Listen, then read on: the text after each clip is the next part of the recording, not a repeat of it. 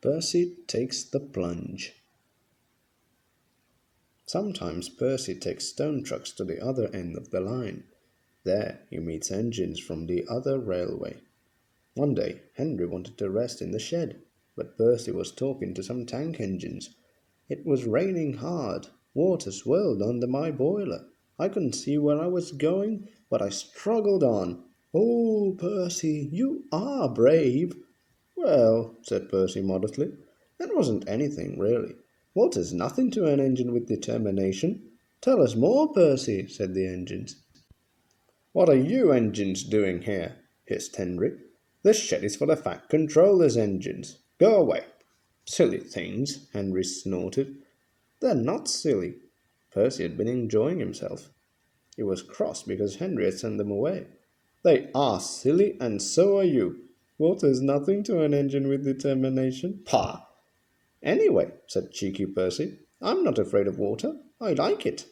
He ran away singing, "Once an engine attached to a train was afraid of a few drops of rain." Percy arrived home feeling pleased with himself. "Silly old Henry," he chuckled. Thomas was looking at a board on the quay. It said, "Danger." "We mustn't go past it," he said. "That's orders." "Why?" "Danger means falling down something," said Thomas. "I went past danger once and fell down a mine." Percy looked beyond the board. "I can't see a mine," he said. He didn't know that the foundations of the quay had sunk and that the rails now sloped downward to the sea. "Stupid board," said Percy. For days and days he tried to sidle past it, but his driver stopped him every time. "No, you don't," he would say. Then Percy made a plan. One day at the top station he whispered to the trucks, "Will you give me a bump when we get to the quay?" The trucks were surprised. They had never been asked to bump an engine before. They giggled and chatted about it the whole way down. "Whoa, Percy, whoa," said his driver, and Percy checked obediently at the distant signal. "Driver doesn't know my plan," he chuckled. On," laughed the trucks. Percy thought they were helping. "I'll pretend to stop at the station, but the trucks will push me past the board. Then I'll make them stop. I can do that whenever I like." If Percy hadn't been so conceited, he would never have been so silly. Every wise engine knows that you cannot trust trucks. They reached the station, and Percy's brakes groaned. That was the signal for the trucks. Go on, they yelled, and surged forward together. They gave Percy a fearful bump and knocked his driver and fireman off the footplate.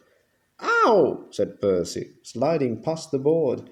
The day was misty, the rails were slippery, his wheels wouldn't grip.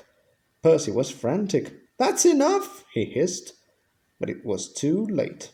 Once on the slope, he tobogganed helplessly down, crashed through the buffers, and slithered into the sea. "You are a very disobedient engine." Percy knew that voice. He groaned. The foreman borrowed a small boat and rowed the Fat Controller round. "Please, sir, get me out, sir. I'm truly sorry, sir."